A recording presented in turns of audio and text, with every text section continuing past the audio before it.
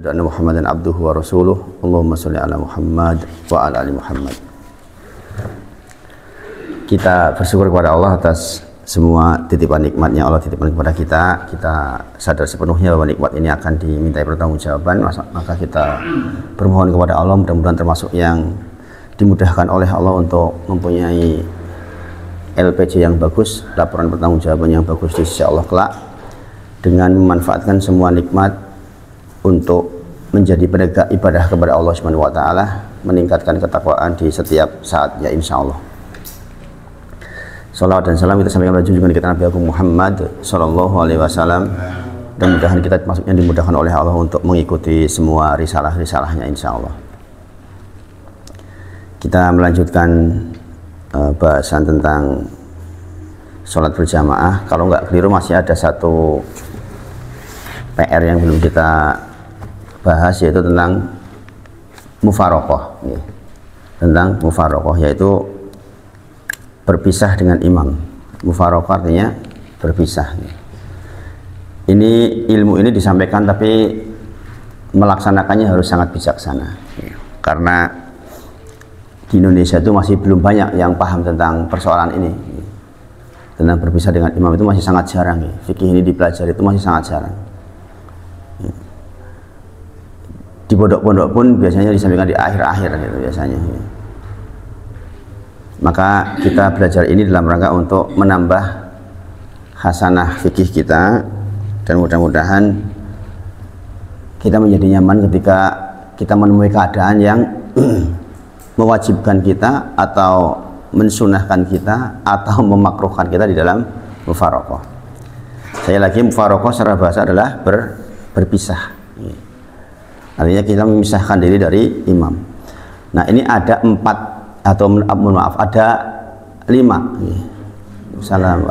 Ada 5 hal atau 5 hukum terkait dengan mufarokoh.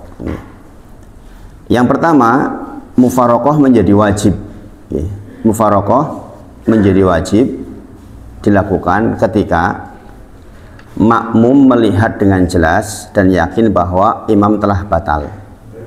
Assalamualaikum warahmatullahi wabarakatuh. Jadi sekali lagi, mufarokoh hukum yang pertama wajib. Kapan mufarokoh menjadi wajib? Yaitu ketika makmum melihat dengan jelas dan yakin bahwa imam telah batal. Nah, tentu saja kita tahu yang membatalkan seseorang dalam sholat itu ada syarat dan rukun, ya kan? Kehilangan syarat dan kehilangan rukun ketika sedang sholat, maka batal. Padahal salah satu syarat sah jadi imam adalah imam sholatnya sah, kan gitu nggih. Kemarin kan kita bahas nih, syarat imam yang pertama adalah sholatnya sah. Syarat sah sholat ada 9, itu sudah pernah pelajari, mulai dari beragama Islam, berakal, mumayyiz, mengangkat hadas, menghilangkan najis, menutup aurat, masuk waktunya, ya kan? Kemudian menghadap kiblat dan niat. Nah, ini yang 9 syarat ini bisa saja terjadi di tengah-tengah sholat imam kehilangan salah satu syarat. Contoh, saya sering melihat ini, kejadiannya sering.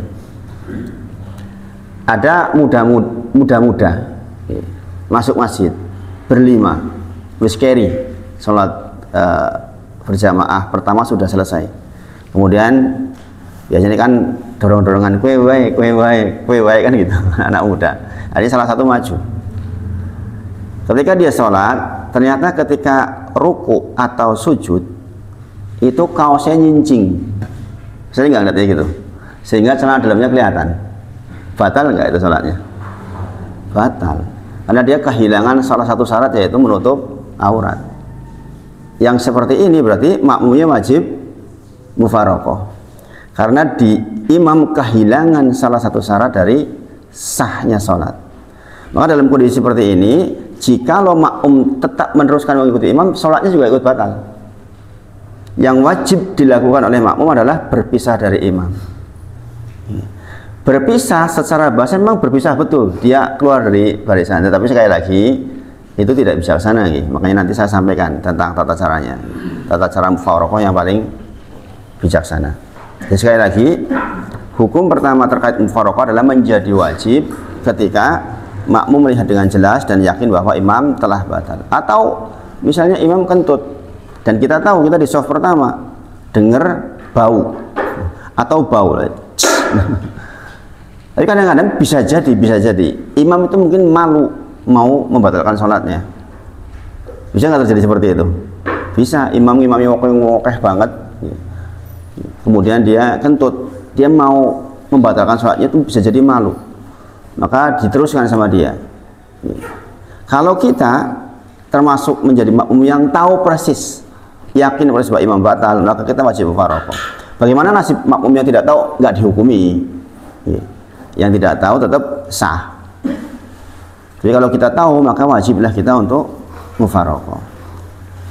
Kebetulan di Indonesia itu ada fatwa dari salah satu profesor yang mengatakan, nek kedadian ini pas sholat rame banget, jamaah oke, imamnya batal, terus ke wae daripada terjadi keributan gitu, misalnya. Maka nanti dia sholat sendiri ngulang. Nah ini kan masalah nih. Berarti kan mungkin terjadi hal kayak tadi, kita tahu persis bahwa imam batal, di sisi lain imam tetap meneruskan. Nah ini keadaannya, maka wajiblah buat kita yang tahu untuk mufaroqah.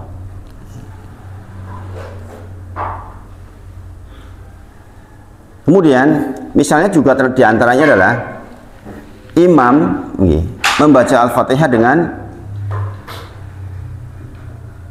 yughayir, jadi merubah makna. Sebagaimana kita sudah pernah bahas. Jikalau imam membaca Al-Fatihah sampai pada tingkat yang merubah makna Al-Fatihah, maka itu termasuk lahan jali, ya kan, lahan besar. Ketika lahan besar, kita sepakat bahwa itu membatalkan sholat. Maka yang seperti ini, makmum yang di belakangnya yang tahu persis, berarti makmum itu kan ngerti ilmu kan. Kalau yang nggak ngerti ilmu, baru-baru ngerti berubah makna kan. Kalau makanya dikatakan seorang imam yang umi nggak boleh di belakang ada makmum yang qori. Maksudnya qori itu bisa membaca dengan baik dan benar. Maka seseorang yang bacaannya baik dan benar tidak sah sholatnya ketika imamnya umi, yaitu tidak bisa membaca Al-Fatihah dengan baik dan benar. Bukan bacaan untuk suratan nih, bacaan untuk Al-Fatihah. Dikatakan umi dan qori itu bacaan Al-Fatihah. Jadi kalau saya lagi, makanya secara fikih berjamaah sudah kita bahas nih sebelumnya bahwa imam itu harus qori. Imam umi hanya bisa mengimami makmum yang umi. Sebagai kasus contoh tadi ini. Di sini dikatakan jikalau imam melakukan kesalahan pada bacaan Al-Fatihah dengan kesalahan yang jali, kesalahan yang berubah makna sehingga membatalkan sholat, kan yang tahu kan yang makmum yang bisa baca dong. Kalau makmumnya aja nggak bisa baca, sah sholatnya, gitu. Jikalau sama-sama itu malah sah. Tapi kalau dia makmum qori, sementara imamnya umi, maka tidak sah. Tadi saya sholat di Al-Falah, mas, di sini. Masya Allah bacaannya bagus, mas. Saya nggak tahu siapa imamnya itu. Masya Allah bacaannya bagus banget. Yang orangnya gendut, ya gendut. Oh, Masya Allah. Jamaahnya ternyata juga banyak, mas. 3 soft, ibu-ibunya juga hampir 4 soft loh, 3 soft. Ini Masya Allah, itu apa namanya, berarti terurus dengan baik nih, Masya Allah. Dia baca 1 halaman terakhir Al-Kahfi sama separuh terakhir surah Jumat. Jadi pakai sunnah itu. Imamnya sudah pakai sunnah. Masya Allah gitu. Sayangnya nafasnya pendek banget, jadi ngulang ayatnya lama banget gitu. Jadi potong-potong ayatnya itu pendek-pendek banget gitu. Kalau yang hafal kan jadi rasanya jadi itu rambung-rambung gitu. Kalau yang nggak hafal itu malah enak banget, nadanya enak banget. Satu potongan ayat di surat Jumat yang pendek aja dia potong jadi 3. Yang ayat ke-9 itu mulainya. Masya Allah, enak bacaannya itu. Nah, yang seperti itu memang seharusnya jadi imam itu memang yang benar-benar ngerti betul, sehingga kalau di belakangnya ada yang qori juga sah sholatnya, sehingga tidak menimbulkan beban ya. Meskipun yang mufaroqoh tadi itu tetap dinilai berjamaah pahalanya, tetapi keadaan ini mewajibkan seseorang untuk berpisah. Bagaimana cara berpisahnya? Memisahkan diri di dalam hati, niat untuk sholat sendirian atau melanjutkan sholat sendiri, dan cukup niat mufaroqoh, niat berpisah.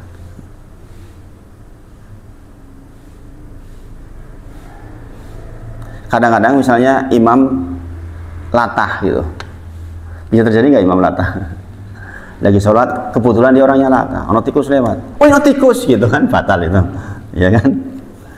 Nah itu seperti itu bisa terjadi kan.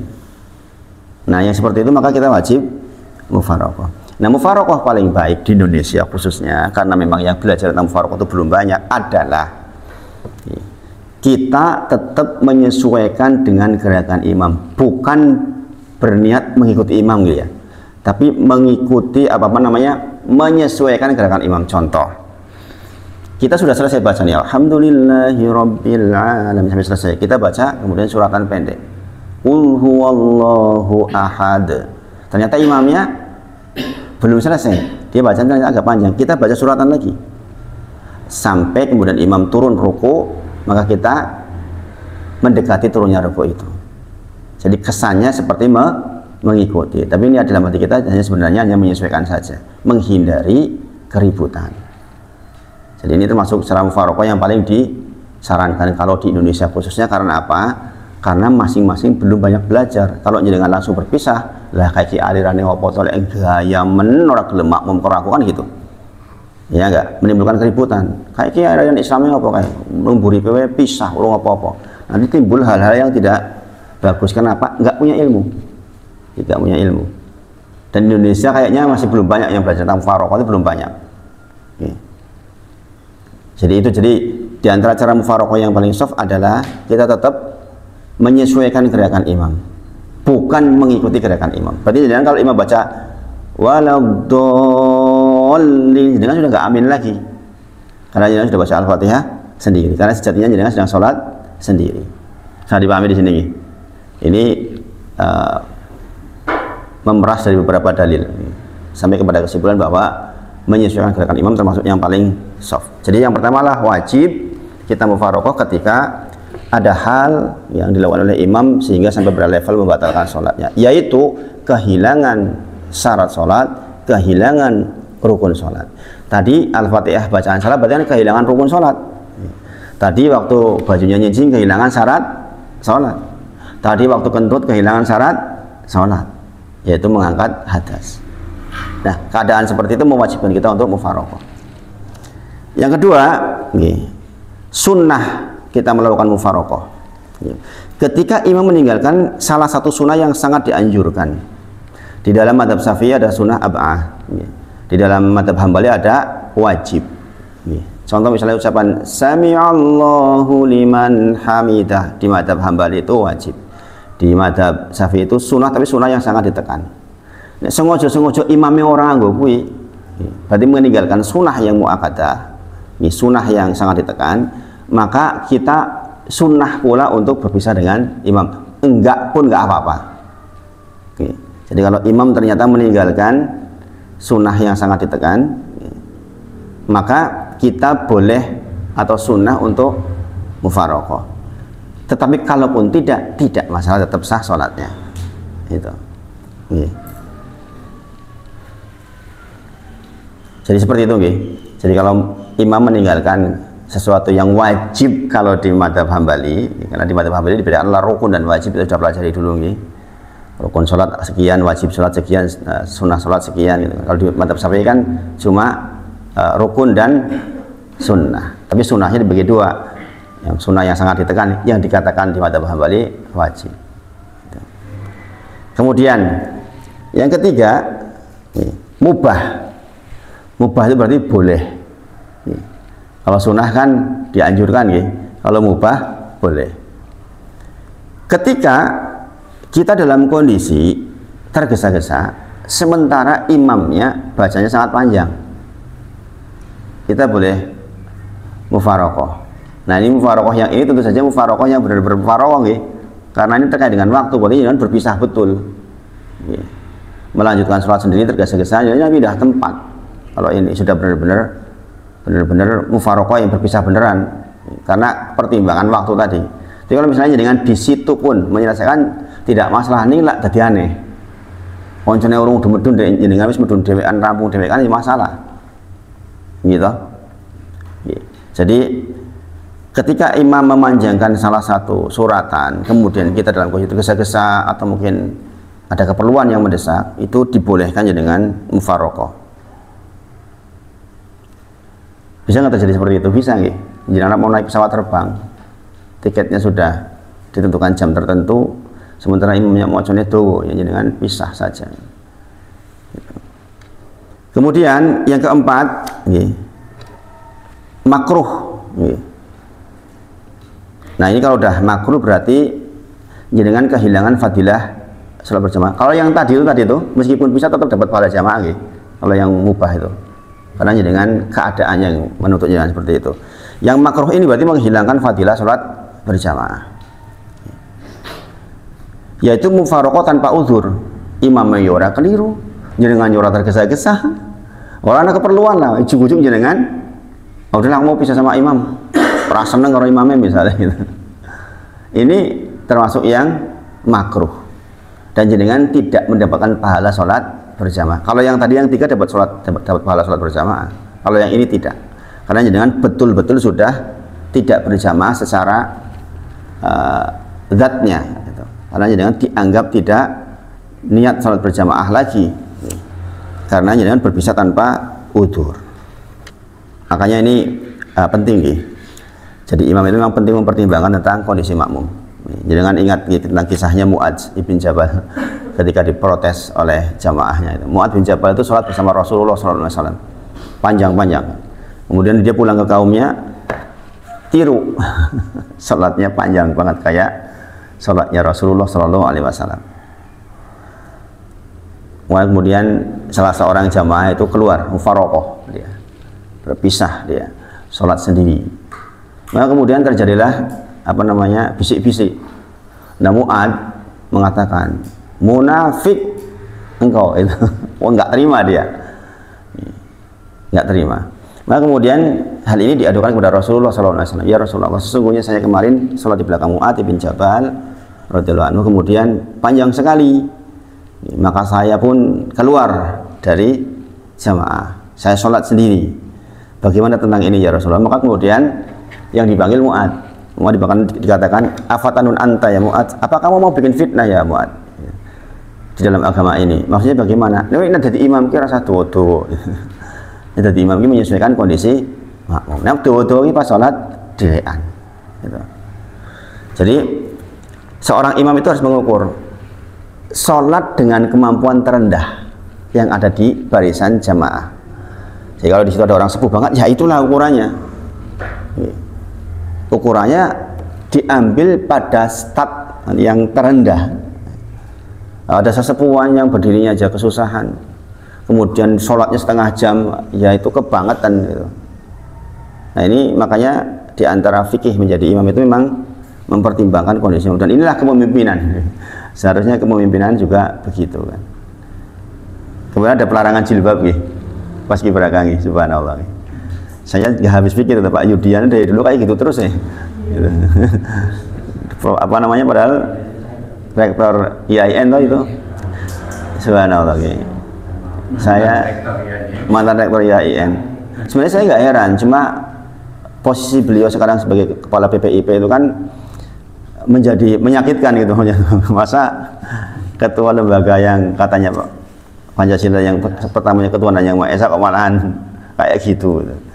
Nah itu peringatan buat kita. Tetapi jangan harus ingat bahwa dulu ketika nikob, ketika cadar diobok-obok, itu setelah itu nikob malahan luar biasa Pak.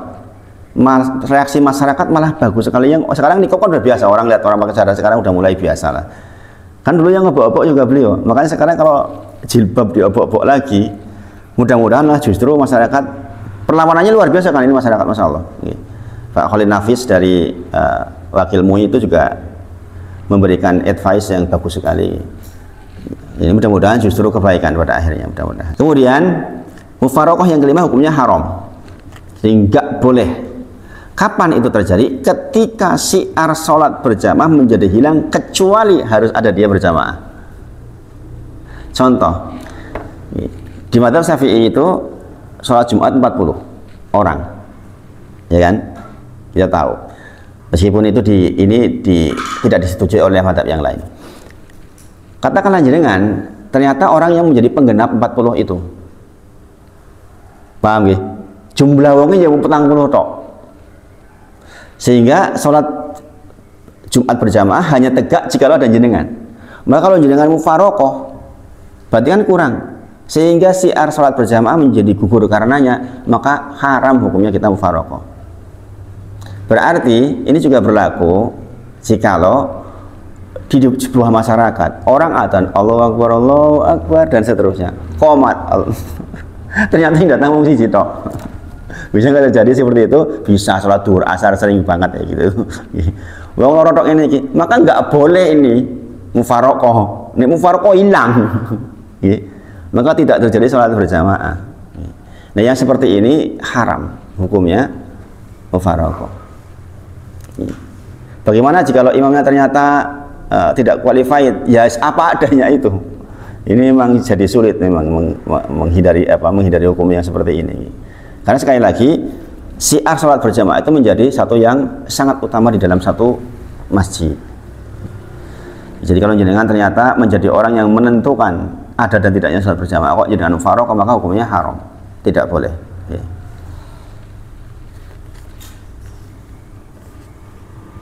Jadi itu, jadi ada 5 hukum terkait dengan mufaroqah. Tapi sekali lagi menerapkan mufaroqah itu harus hati-hati, karena di Indonesia itu memang banyak yang belum belajar tentang mufaroqah.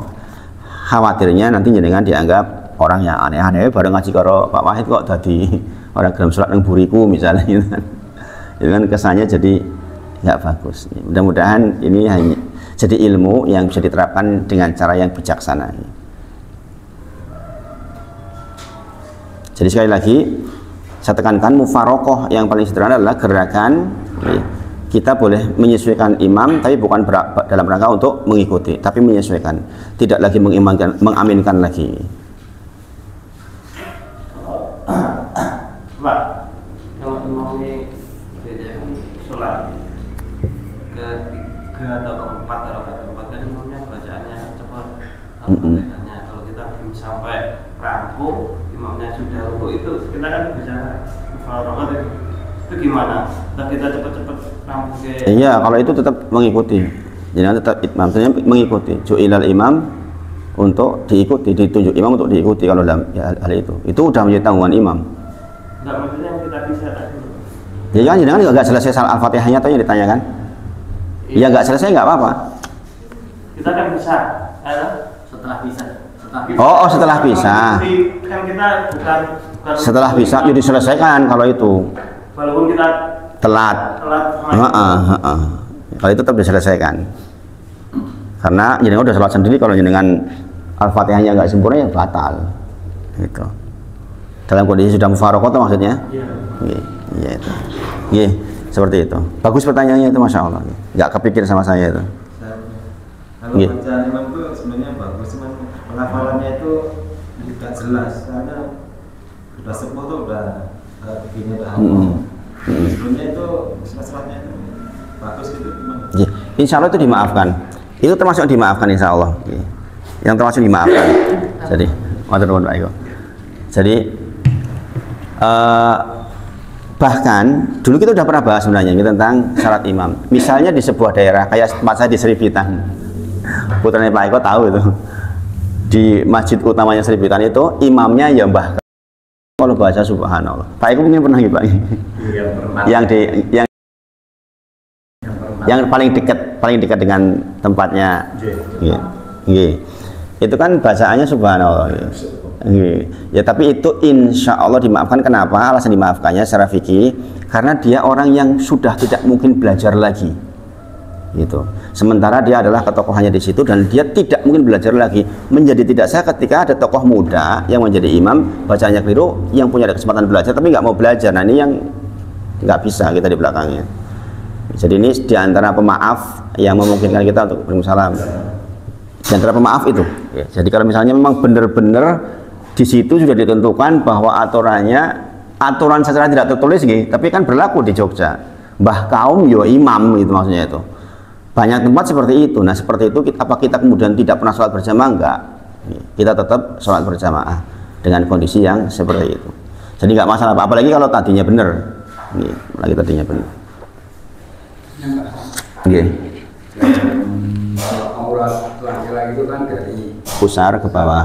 Iya. Kalau tadi kaosnya itu apa itu? Incing kan sudah di atas pusat, gimana ya Pak? Ya kan kalau sampai kelihatan celana dalamnya berarti kan di bawah pusat. Orang sampai kelihatan celana dalamnya loh. Oke. Biasanya kan nek anak-anak muda yang pakai cincin itu begitu sujud ketok celana dalamnya, berarti kan sudah di bawah pusar. Jadi kan ingat ya orang kampung dulu kalau ke sawah itu cuma pakai sarung aja kalau sholat. Taruh di sini kan. Iya, itu pasanya masih itu. Ayah saya seperti itu. Jadi kalau di sawah ya wis karena dia ingin tepat waktu. Iya di sungai itu cuma sarung sampai ke sini. Karena bagi laki-laki sudah cukup sebenarnya itu. Makanya nek dengan sholat dhuwur wudu ki jane ya ora apa-apa. Ning etikanya kan enggak pantas gitu. Tapi itu sah. Sebaliknya tadi walaupun kelihatannya pakai kaos atasan, tapi ketika sholat muncul ke bawah ya itu udah kehilangan. Dan ini sering terjadi ini. Coba jangan perhatikan kalau pas sholat sering terjadi itu. Sering banget dengan pakai baju ketat-ketat itu loh, celana yang bukan sampai ke atas, celana sengaja di bawah pusar. Atau sekarang itu banyak kan celana yang mepet gitu. Iya, apa namanya itu istilahnya itu anak-anak muda itu. Dan itu banyak terjadi. Untung-untung kalau anak di pondok biasanya kayak gitu ya sudah terhindari, sudah diajari kan. Jadi kalau masyarakat umum bisa terjadi. Soalnya celana dalamnya mereknya bagus. Apalagi kalau tambah itu. Kalau kita menjumpai seperti itu, Nah itu diberitahu. nah itu kalau kita kan nggak enak nih. Iya. Kita dulu aja itu gimana? Ya, tidak sampai dosa sih insya Allah. Cuma sebenarnya wajib kita memberitahu. Saya sering memberitahu seperti itu, Mas. Tadi begini, tapi ya dengan ilmu maksudnya supaya kesannya dengan kyo ngerti tenan gitu, cara menyampaikannya itu. Jangan kesannya ilmu nutur gitu. Kadang-kadang bisa terjadi emang jadi ustad po, kan masalah itu. Gitu. Saya pernah menyampaikan seperti itu beberapa kali. Ketika ditanya gimana? Sesama akhwat. Nggih. Ada yang sholat kan tanpa mengenalkan memang sudah sakit. Nggih. Tapi waktu utama sujud. Tubuhnya kan Tingkap. sampai kelihatan kan. Nggih. Leher sama rambut. Kemudian setelah sholat saya maksudnya Diperingatkan. Nggih. Dan saya juga ini tadi sholatnya batal karena Nggih. tapi malah kesannya dia gimana nggak sholat lagi. Jadi memang kadang-kadang orang nggak mau langsung diberitahu begitu memang. Ya. Saya juga pernah ditanya ketika ini, jadi kan Ustadz nopo? Iya saya Ustadz. Gitu. Jadi kadang-kadang memang begitu itu. Tapi bisa jadi nanti beliau ngulang sendiri pas nggak kelihatan ibu loh itu. Kalau dia kepikir gitu kan, minimal kita menyampaikan. Tugas kita menyampaikan saja. Gitu. Memang biasanya nggak langsung mau gitu. Tapi ada juga saya pernah yang orangnya baik nih. Oh, anjir Pak. Kayak gitu ada yang itu juga. Gitu. Jadi memang kembali ke orangnya sih insya Allah Bu, insya Allah. Gitu. Tapi tetap kita wajib menyampaikan. Kemudian susunan makmum kemarin kita sudah bahas nih. Dari pertama laki-laki dewasa, kemudian laki-laki anak-anak, kemudian khunsa, kemudian ibu-ibu. Berarti ini urut-urutan yang afdol. Tetapi sekali lagi ini adalah jikalau kejadiannya sudah sama-sama di masjid, kita sudah bahas ya. Jikalau ternyata anak kecilnya datang duluan, dia rajin di depan, sebuah kezaliman dia geser ke belakang, nggak boleh. Haknya dia di depan, walaupun anak kecil. Kalau dia anaknya rajin ternyata datang duluan, dia di soft depan, kita nggak boleh geser dia ke belakang. Ini yang sering terjadi di banyak masjid. Kita sudah belajar nih bahwa anak kecil itu tidak mutus soft. Anak kecil tidak mutus soft. Dengan pertimbangan ben orang ramai dan sebagainya, itu toko muri gitu. Itu kezaliman itu. Lajnah Daimah atau MUI-nya Arab Saudi termasuknya memberikan fatwa ini. Syekh Utsaimin juga memberikan fatwa ini bahwa ketika anak kecil sudah di depan, ya haknya dia. Oh pengen ini wae wong sing tuwa pengen dapat keutamaan sholat berjamaah di depan, tapi tekone keri kalah rasa cilik. Nah ini kan masalah. Rasulullah menyampaikan seandainya engkau tahu apa yang ada di saf pertama sholat berjamaah, maka seluruh hartamu kau tukar dengan satu sholatmu itu, maka kau akan lakukan. Bayangin, jikalau untuk mendapatkan saf pertama berjamaah engkau harus bersaing, maka bersainglah. Menurut Rasul menyebutkan, jikalau engkau tahu apa yang ada di saf pertama sholat berjamaah, maka kau tukar dengan seluruh hartamu yang kau punya hari ini, kau akan lakukan walaupun hanya satu kali sholat berjamaah di depan. Bayangin, itu kan keutamaan nih. Makanya dalam sholat, dalam masalah ibadah kita nggak berlaku hukum monggo jenengan ngajeng monggo, enggak. Bukan, rebutan. Yang sering terjadi kan kadang-kadang kan dijawab nggak enak, jenengan mawon. Padahal kata Rasulullah, jikalau harus didapat dengan bersaing, maka pasti kita harus bersaing. Makanya kalau jenengan pernah lihat salah satu video di YouTube tuh di Madinah, waktu itu kalau nggak salah ada kegiatan apa, kemudian ditutup pintu di salah satu masjid, bukan di Madinah, salah satu masjid. Begitu gerbangnya dibuka, lari semua, gitu kan? Pernah nggak lihat seperti itu? Ya, gini Pak Tono, gini. Karena apa? Karena memang demikian.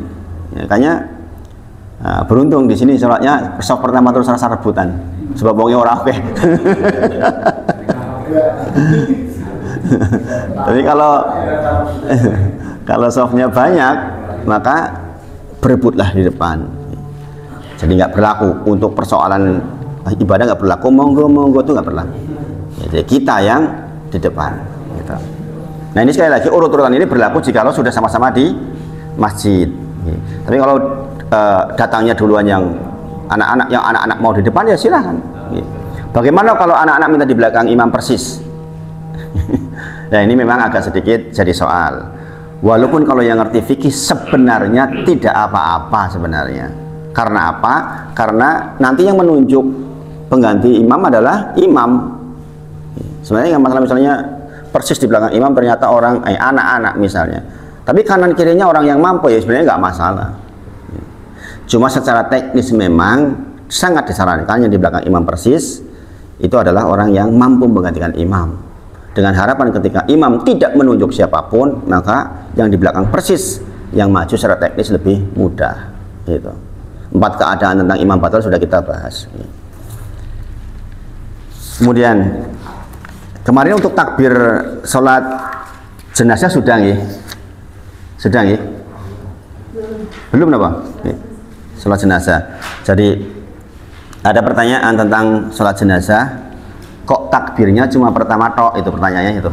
Ini pertanyaan sudah nggih? Sudah. Kenapa? Sekilas. Tapi secara prinsip sudah paham tuh bahwa itu memang ada perbedaan di beberapa fikih.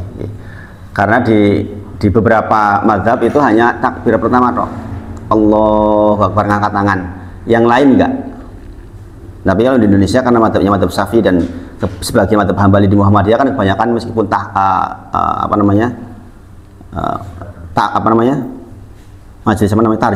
tarjihnya kan mendekati ke Hambali sebenarnya. Tarjih Muhammadiyah itu kalau dipelajari lebih cenderung ke mazhab Hambali, seperti yang dipraktikkan di Saudi. Itu juga mengatakan bahwa takbirnya 4 kali. Makanya kalau di Indonesia aman karena tidak ada perbedaan. Istilahnya Muhammadiyah sama NU itu nggak banyak perbedaan. Tapi kalau misalnya di beberapa negara yang pakai Hanafi itu cuma sekali Allahu Akbar, selanjutnya cuma Allahu Akbar gitu, nggak ngangkat tangan. Nah kalau di Indonesia kan jadi soal. Nah ini dikatakan ulama sepakat takbir 1 adalah angkat tangan. Jadi dikatakan ajma'u ala annahu yarfa fi awal. Jadi memang disepakati untuk di awal itu semua mazhab pun mengatakan takbir mengangkat tangan. Fi awali takbiratin wakhtalafu fi sairiha. Adapun terjadi perselisihan di selain yang pertama. Wakhtalafa ahlul ilmi fi hada. Terjadi perselisihan di kalangan para ahli ilmu dalam persoalan ini. Faro'a aksaru ahli ilmi min ashabi Nabi Muhammad sallallahu alaihi wasallam wa ghairihim an yarfa'a rajul yadayhi fi kulli takbiratin. Adapun sahabat Nabi Muhammad sallallahu alaihi wasallam banyak yang mengangkat tangannya di seluruh takbir yang 4 itu. Jadi kalau bicara tentang rojih, memang sepertinya lebih rojih yang mengangkat tangan ya. Karena sahabat Nabi pun banyak yang mengangkat tangan. Wa huwa qaul Ibnu Mubarak wa Syafi'i wa Ahmad. Dan ini adalah perkataan Ibnu Mubarak, Imam Syafi'i, Imam Ahmad, Ishaq. Ini orang-orang besar ya di dalam Islam. Itu termasuk yang memakai 4-4-nya mengangkat tangan. Jadi di Indonesia jenengan ya sebaiknya mengangkat tangan sajalah. Apalagi kalau jenengan jadi imam nggak mengangkat tangan kan jadi aneh-aneh gitu. Kalau jadi aneh-aneh nanti jadi pembicaraan. Jadi makanya saya bilang kalau kita mengetahui beberapa hukum fikih, kalau mau praktek yang aneh-aneh pas dewan wae. Pas dewan wae. Saya jadi penasaran Mas Denny, itu jamaah yang di situ kebanyakan warga mana Mas? Dari perumahan juga nih. Kemudian banyak warga baru anak kos. Kok banyak gitu, Masya Allah gitu. Banyak gitu. Pas saya datang pertama aja sudah 1 soft, kemudian saya nunggu sholat itu tambah 3 soft gitu. Masya Allah gitu. Masya Allah. Itu imamnya baru apa udah lama? Sudah lama. Itu juga mungkin yang mengundang jadi pada kesana ya, mungkin gitu. Suaranya Masya Allah gitu. Mas Mahfud, ya, Masya Allah. Ya. Padahal amalannya itu sepertinya amalannya NU itu. Iya, amalannya NU. Oh gitu. Oh iya. Pakai Bismillah jahar gitu. Jadi saya lihat amalannya NU tapi jadi di Jogja itu bagusnya itu, jadi memaafkan gitu. Meskipun Masjid Muhammadiyah atau itu gede banget atau itu Masjid Muhammadiyah gitu kan. Nenggon. Gimana? Manajemen bagus gitu, Masya Allah. Pernah itu pernah acara nanti kan acara itu dia pakai peci tadi dan dulu. Oh iya. Bukannya gitu. Ada orang lain Dia pengisinya. Enggak, dia kan dia kan. Jadi pas ada acara nanti di situ. Dia pakai pecinya peci kelupaan. Diganti gitu. Terus dari pimpinannya hukamnya itu komplit sama lokam yang di sini nggak ada orang lain kok. Ya sebenarnya nggak apa-apa juga sih, nggak apa-apa juga sih. Itu cuma masalah organisasi. Jadi itu kemudian sekarang kita masuk ke jam berapa sekarang? 5.45. 50. 10 menit lagi kita masuk ke, kita selesai berarti nih tentang fikih sholat berjamaah udah selesai insyaallah, terakhir di bab mufaraqah. Sekarang kita masuk ke fikih sholat sunnah. Jadi berikutnya adalah pembahasan tentang fikih sholat sunnah.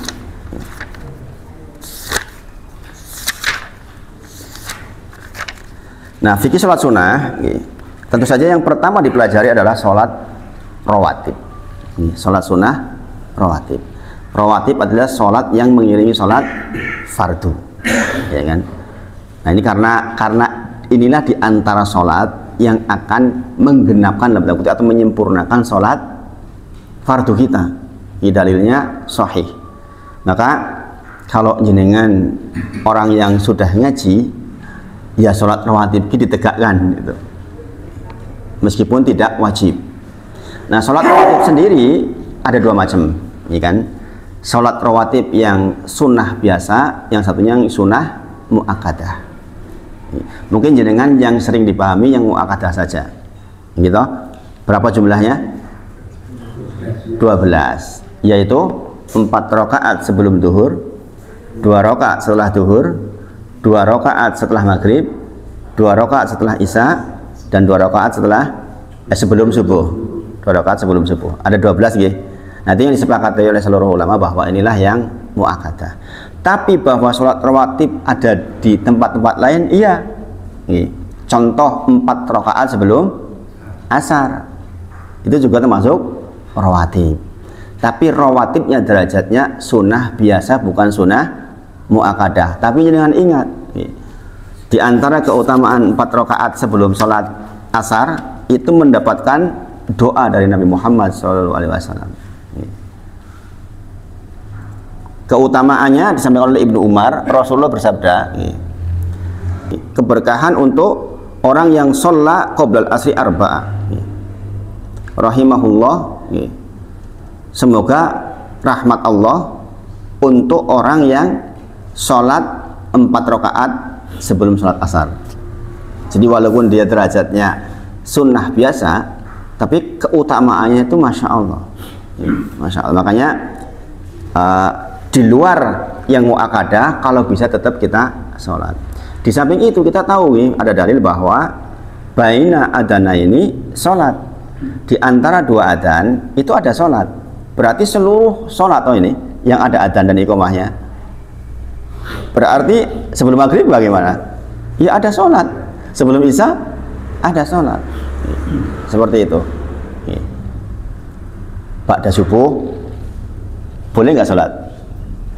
Boleh jika jenengan datang ke masjid ternyata jenengan sudah mau iqomah muadzinnya. Sementara jenengan termasuk orang yang biasa mendawamkan qobliyah subuh. Jenengan sudah biasa qobliyah subuh, kemudian jenengan datang kok pas sudah mau iqomah. Jenengan nggak punya kesempatan untuk melaksanakan sholat qobliyah, maka jenengan laksanakan sholat qobliyah sebelum sholat subuh. Dan para ulama, tabi'in tabi'ud dan para sahabat sampai-sampai yang untuk sholat asar pun demikian. Jenengan datang waktu sholat asar, kemudian jenengan kehabisan waktu karena satu dan lain hal, maka jenengan menggantikan sholat qobliyah asar yang derajatnya sunnah loh ya, bukan sunnah muakkadah saja, dilaksanakan setelah asar. Berarti penting nggak yang rawatib yang biasa itu? Penting. Makanya saya mengenal pada panjenengan per hari ini, jangan hanya konsentrasi ke yang 12 saja. Karena selama ini pengertian kita kebanyakan ngoyak sing rolas tok. Demikian juga jenengan datang sholat zuhur, jenengan ke kebagian waktunya, bukan karena kelalaian, bukan sengaja saya datang ketika iqomah. Tapi karena sebuah keadaan jenengan ternyata datang menjelang iqomah, maka jenengan sholat setelah zuhur jadi 6. Bagaimana teknis pelaksanaan yang 4 itu? Ada perbedaan pendapat. Tapi di madhab Syafi'i dan madhab Hambali mengatakan sholatul laili masna masna, sholat malam itu 2-2, maka yang siang pun demikian. Yang siang pun demikian, sehingga dilaksanakan 2-2. Tetapi kita menghormati jika ada yang 4 rakaat langsung, karena itu pun berdalil. Walaupun saya termasuk yang melaksanakan 2-2. Nanti kita bacakan dalilnya. Dari Ummu Habibah, Ummul Mukminin an Ummi Habibah, dari Ummu Habibah, Ummul Mukminin, ibunya kaum mukminin, radhiyallahu anha, qalat, dia berkata, sami'tu Nabiya sallallahu alaihi wasallam yaqul, saya mendengar Nabi Muhammad sallallahu alaihi wasallam bersabda, man sholat isnata asara rakaatan fi yaumin wa lailatin, barang siapa yang sholat 12 rakaat di siang dan malam, bunyalahu, dibangun bagi dia, bihinna baitun fil jannah, dibangun bagi dia rumah di jannah.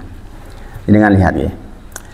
Ini tuh ketika hadis ini turun, kita melihat bagaimana sikap perawinya.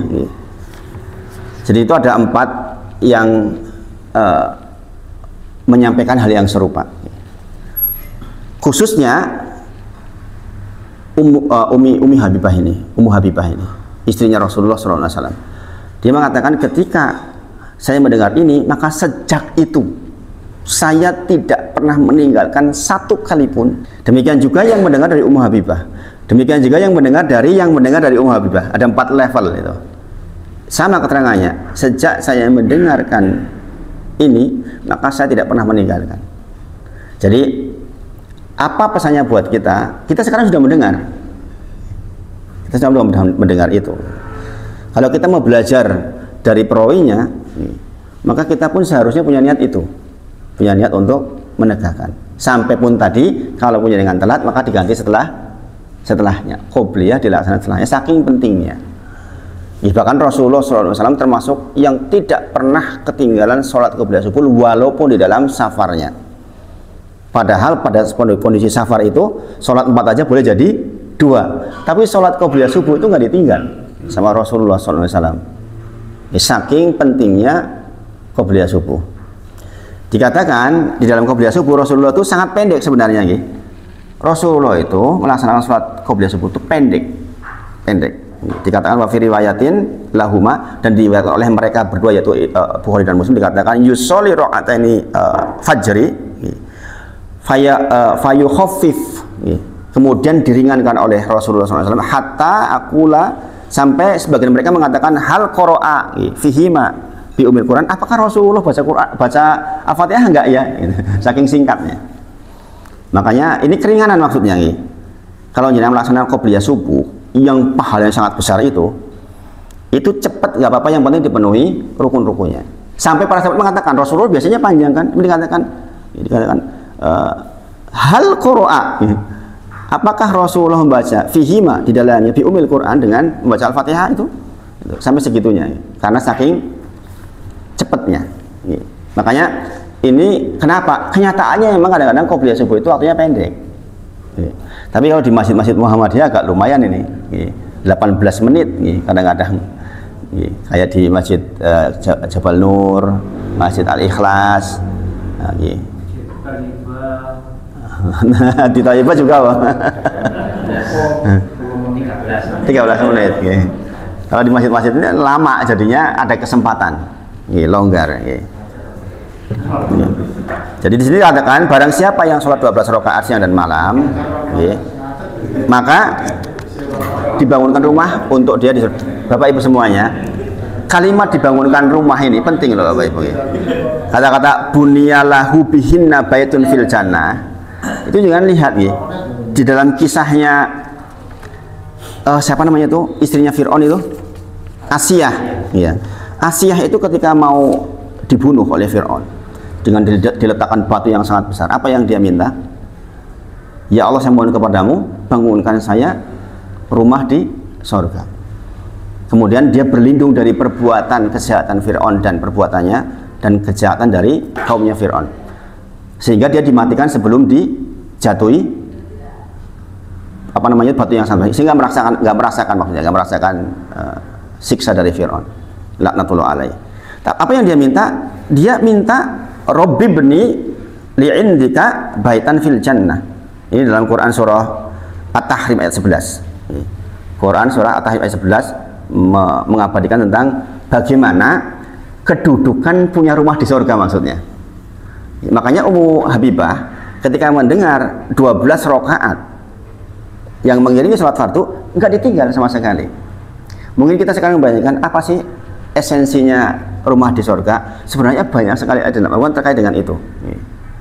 Barang siapa yang bangun masjid walaupun dengan secakar ayam, musak semen, maka dibangunkan rumah di surga. Jadi esensi punya rumah di surga itu luar biasa. Sebenarnya ya iya sih. Saya merasakan saya di dunia nggak punya rumah saja itu rasanya kurang gitu. Maka kalau dengan ada ayat terkait dengan rumah, kalaulah pun mungkin di dunia belum diberi rumah, mudah-mudahan di surga diberi rumah. Yang sudah punya rumah, alhamdulillah. Yang sudah punya rumah, yang sudah punya rumah, alhamdulillah. Nah ini hadis pertama, ini terkait sholat rawatib, ini dari Ummu Habibah. Nanti kita lanjutkan di pertemuan berikutnya beberapa hal yang lain terkait dengan sholat rawatib yang mungkin sebagian kita belum sepenuhnya paham. Karena di antara fungsi sholat rawatib, ingat-ingat ini sebagai penutup, adalah menggenapkan sholat fardu. Inna rajula yansorifu wa ma kutiba lahu ila usul sholat. Jadi orang datang ke sholat fardu sama jadi di belakang imam, kata Rasulullah, ada yang ditulis 1/10, ada yang ditulis 1/9, ada yang 1/6, nanti sampai yang nisfain, ada yang sampai setengah saja. Berarti gak sempurna kita itu melaksanakan sholat fardu. Nyatanya ya memang gitu. Kita sholat sing khusuk dari 4 rakaat paling buan 2 rakaat. Maka ditulis 1/10, 1/9, 1/8 sampai setengah. Kita nggak tahu yang mana. Maka di antara fungsi sholat rawatib adalah itu. Mudah-mudahan Allah berkahi kajian kita pagi ini. Kita tutup kafaratul majlis. Subhanakallahumma wa bihamdika asyhadu an la ilaha illa anta astaghfiruka wa atubu ilaik. Wa akhiru da'wana alhamdulillahi rabbil alamin. Assalamualaikum warahmatullahi wabarakatuh.